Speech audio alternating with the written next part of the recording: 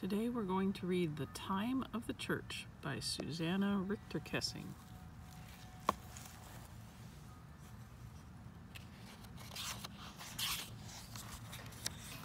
The church library was quiet, except for the ticking of the clock on the wall. "Smudge! Smudge, where are you?" Smudge looked up from the book he was reading. "There you are," said Smidge. "I'm glad that Elder Mouse taught us how to read. It's time to learn more from him. Let's go to class, just like the children we see on Sundays." Smidge and Smudge reached their classroom just as Elder Mouse was checking his watch. "You made it with only a whisker to spare," he said with a chuckle. "Smudge, please read the word on the chalkboard," Elder Mouse said, pointing at the broken piece of chalkboard he had found in the Sunday school trash. "Pentecost," Smudge said slowly as he sounded out the word. "That's right, Pentecost," repeated Elder Mouse. "Sunday is Pentecost, indeed, indeed." Day of Pentecost. Pentecost is exactly 50 days after Easter Sunday, Elder Mouse said. God's people will hear the Bible story of how Jesus' friends gathered together for prayer. Suddenly there was a noise like a rushing wind, and flames of fire appeared above their heads. They began to speak in languages they didn't know before. The Holy Spirit had come to each of Jesus' friends. God was with them in a new way. They began to tell others the wonderful news that Jesus had lived and died for them. Smudge listened carefully. As soon as class was over, he dashed back to the library, leaving Smidge behind. He had work to do. "Pentecost," Smudge said to himself as he thumbed through the pages of a book. He began to read out loud. Pentecost is a festival day. The Holy Spirit came on the first Pentecost as flames of fire. The color of the altar cloth is red to remind the congregation that the Holy Spirit creates faith in their hearts. The Holy Spirit gave Jesus' friends words to say that helped them tell others about God's love and His plan for them. The day of Pentecost is like the birthday of the church. Smudge had an idea. He found a piece of paper and placed it on the table next to the book. He scampered to a Sunday school room and carefully selected some crayons. Back in the library, he began to draw and worked slowly using red, yellow, and orange crayons. He printed the words "Day of Pentecost" at the top of the page. Smudge carefully rolled up the piece of paper, clutching it tightly. He returned to the old briefcase. There was no sign of Smidge, so Smudge hung the picture where she would certainly see it. As Smidge entered, Smudge covered her eyes. "I have a present for you," he announced. "Ta-da!" Smudge removed his paws from Smidge's eyes. "Oh, Smudge, what a good reminder of Pentecost!" Smidge had an idea. She'd been watching the church quilters. Using teeny tiny stitches, she worked late into the night to make a perfect copy of Smudge's flame. She showed her project to Smudge the next day. "Elder Mouse has taught us many things about living in the church," Smidge said. "Let's make a gift to say thank you. You can draw symbols of the church here and also copies to give to Elder Mouse." Smudge's ideas sparkled as he said, "That's a splendid idea. Indeed, indeed." Holy Trinity Sunday. Elder Mouse decided to take a short vacation. As he said goodbye, he gave Smidge and Smudge an assignment. "I want you to learn more about the next festival. It's about the Great 3-in-1. Because that was the only clue Elder Mouse gave, Smudge worked all week to discover the name of the festival.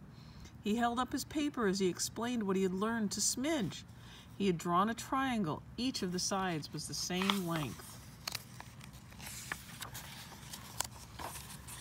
People use the name Trinity to describe God the Father, who made all things, God the Son, who died to save all people, and God the Holy Spirit, who helps people believe.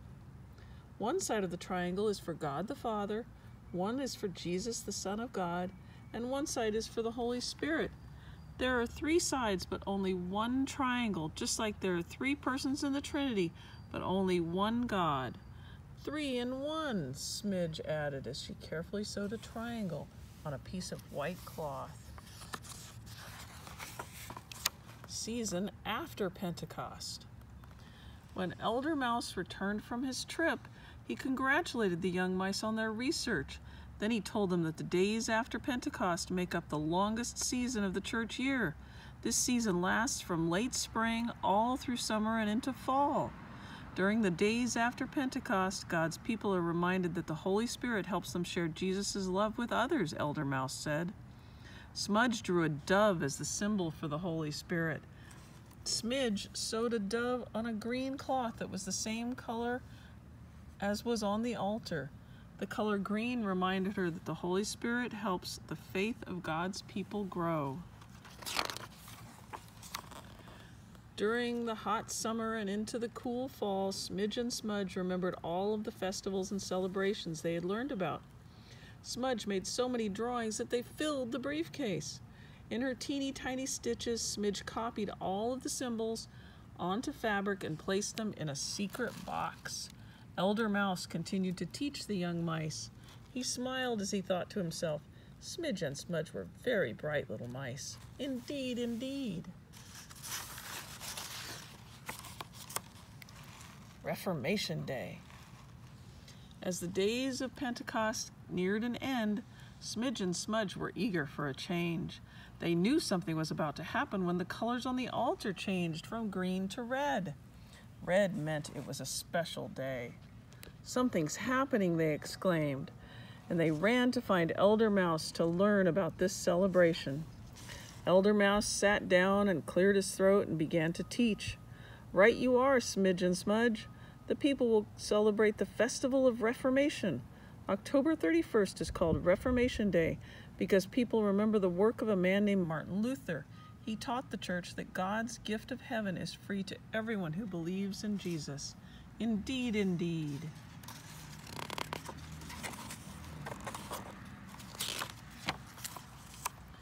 Smudge dashed to the library to find a book about Martin Luther and the Reformation.